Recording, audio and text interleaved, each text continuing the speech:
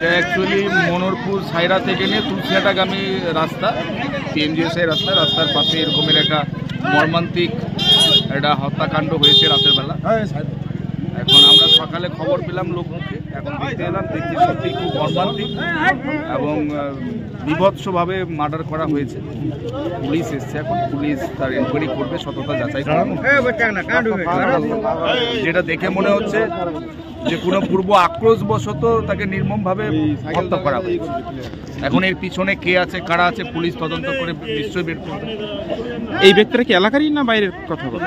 এখন এই পর্যন্ত সঠিক তথ্য পাওয়া যাচ্ছে না। কেউ বলছে বাইরের মুর্শিদাবাদের ফেরিওয়ালা, যারা ফেরি ওই ফুরকুরে এলাকায় বিক্রি করে।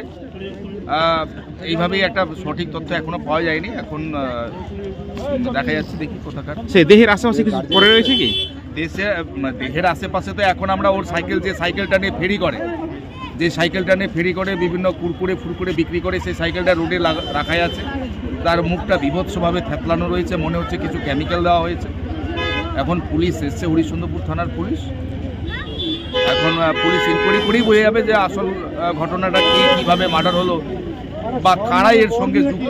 আমরা পুলিশ প্রশাসনকে অনুরোধ করব হরিশ্চন্দ্রপুরে এই ধরনের হত্যাকাণ্ড যেন না হয়, এবং যারাই করেছে, যারা এর সঙ্গে যুক্ত, তাদের নির্মম শাস্তি এবং যথাশীঘ্র তাদের আইডেন্টিফিকেশন করে, তাদের ইনকোয়ারি করে, তাদের যথাশীঘ্র অ্যারেস্ট করতে।